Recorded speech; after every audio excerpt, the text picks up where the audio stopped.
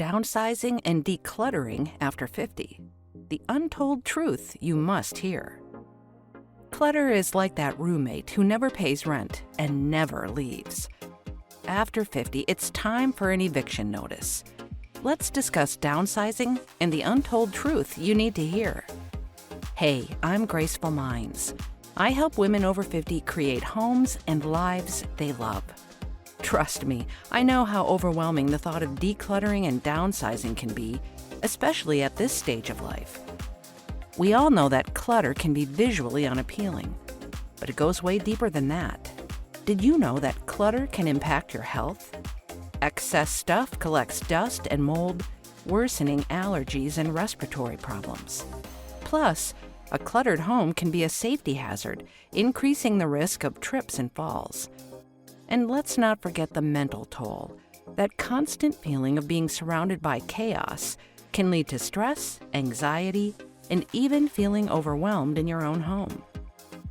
But here's the untold truth about downsizing and decluttering after 50. It's not just about getting rid of stuff. It's about creating a simpler, more functional space that supports your well-being, reclaiming your home, your peace of mind, and your freedom. Now, I know that decluttering can be physically demanding and take time. Sometimes it feels like it'll take forever. But with the right approach and the tips I'm about to share, it can be manageable, even enjoyable. So, let's get started. Number 1, start with a vision. Before you even touch a single item, the most important step in downsizing after 50 is this: figure out your vision for the future. I know it might sound a bit abstract, but trust me, it works. See, if you don't know what you're working towards, it's easy to get lost in the weeds of decluttering. After 50, we often have a clearer sense of who we are and what we want. So before you start tossing things, ask yourself, what kind of life do I want in this next chapter? Maybe you're downsizing to be closer to family, or dreaming of traveling more, so you need a low-maintenance place. Perhaps you want a cozy space for entertaining, or maybe you're craving a minimalist haven, free from distractions. I was holding on to so much stuff that didn't fit my current life. Boxes of old kids' projects, clothes I hadn't worn in years, furniture that just took up space.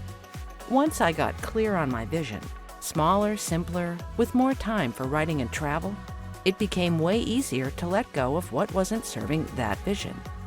So take some time, grab a pen and paper, and picture your ideal living space, your ideal lifestyle. What does it feel like? What activities do you want to prioritize? Also, remember that this vision will help you stay motivated throughout the process. Now, let's break the decluttering process into manageable steps. Number 2, break it down. Trying to declutter your entire house after 50 in one go? That's a recipe for overwhelm. It's like trying to climb a mountain in a single leap. Not gonna happen. After 50, we need to be strategic. The secret is small steps. Instead of tackling the whole house, focus on one area, one drawer, one shelf, one closet. Seriously, that's it. So pick your starting point, somewhere small and manageable. Set a timer for 15 or 20 minutes and just focus on that one area. Don't worry about the rest of the house. Just concentrate on the task at hand. When the timer goes off, you are done. Celebrate your progress, and then schedule another short decluttering session for later. You can also create a checklist to keep track of your progress and stay motivated. Now, let's talk about the first step, getting rid of the obvious. Number 3, the must-go toss. Before we even get to the sentimental stuff, let's do a quick sweep for the things that are objectively clutter. I'm talking about the broken, the expired, the downright dangerous. After 50, we want to minimize risks, and that includes getting rid of anything that could cause a fall, a fire, or accidental poisoning. Think that broken appliance you've been meaning to fix for years, that frayed electrical cord, fire hazard waiting to happen, expired medications, Cleaning products with warning labels a mile long? This is the stuff you don't need to agonize over. It needs to go. So grab a trash bag and a recycling bin and do a quick sweep of your home. Look for anything that's broken beyond repair, expired, or potentially hazardous. Check expiration dates on medications, food, and even cosmetics. Inspect electrical cords for damage. Be ruthless. If it's not safe, it's not worth keeping. Next, let's tackle the sentimental stuff.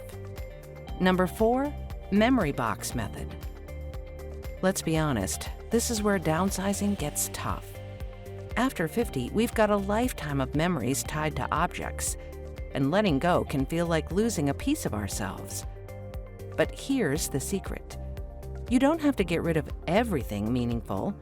It's about being realistic. It's about asking yourself, which memories are truly essential and which ones can you let go of? Think boxes of old photos, stacks of kids' artwork, souvenirs gathering dust.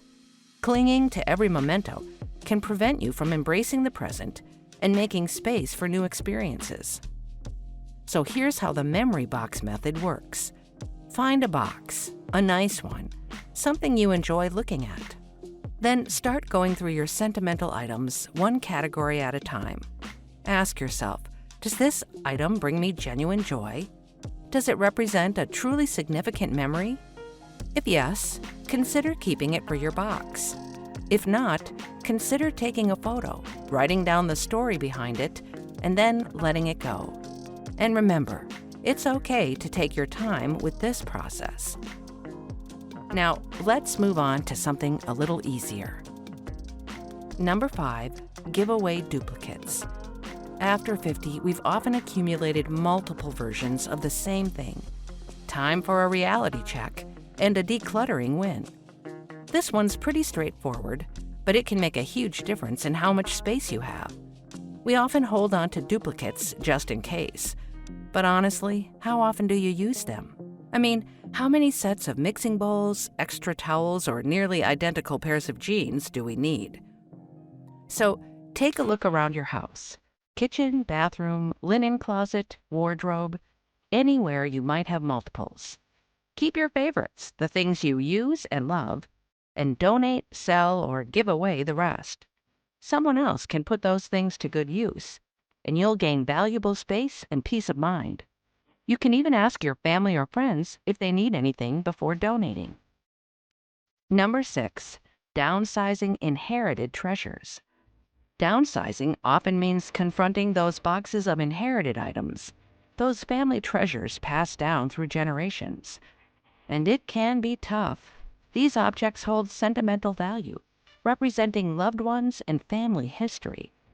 But again, you don't have to keep everything. Sometimes the most meaningful thing you can do is share those stories, and maybe even share the items themselves, with the people who will truly appreciate them. Think about your grandmother's china, that antique clock, those boxes of old photos. Do you use them? Does someone else in the family have a stronger connection to them? I remember when my mother downsized. House full of furniture, generations of keepsakes. We sat down together, went through everything, and she shared the stories behind each piece. Some things I kept, some went to my siblings, and some we donated. And it was a relief for her, knowing those items would be appreciated, not just gathering dust. So start those conversations with your family. Ask who might want what. Share the stories. That's often the most precious part. Take photos before letting things go. And if there's no family interest, don't feel guilty about donating or selling it. Number 7, use it or lose it. Okay, final point, and it's a practical one. The use it or lose it rule. Let's be honest, after 50, we've accumulated stuff. We hold on to things just in case. But all that clutter, it takes up space, gathers dust, and it can be stressful. This rule is simple. If you haven't used something in the last 90 days, seriously consider letting it go. I'm not talking about seasonal items or things with real sentimental value. We covered that. But for everyday items, clothes, kitchen gadgets, books, 90 days is a good benchmark. The great thing is that there are options too. Donate, sell, or give it away. Someone else can use it, and you'll gain space and peace of mind.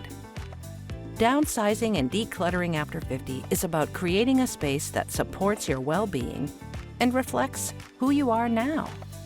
Okay, I know it's not a cakewalk, but trust me, it's so rewarding. Take these tips, embrace the process, and get ready to experience the incredible freedom that comes with letting go. Remember, small steps can lead to big changes. You have got this. If you found these downsizing tips helpful, I think you'll also appreciate my video on 7 tips to maintain oral health after 50. Click right here to check it out. See you in the next video.